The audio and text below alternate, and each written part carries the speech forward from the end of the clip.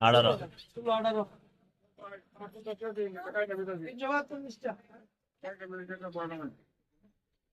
হলো 120 গ্রাম আছে 18 এরপরে বোতল বাদ দিয়া আমি এটাই আপনারা ছাড়লাম। এরপরের বার আপনারা মাল দিলে বিরোধ হবে। আপনার মালের নিয়মটা কি? ওজনে এটা কি বোতল সহ?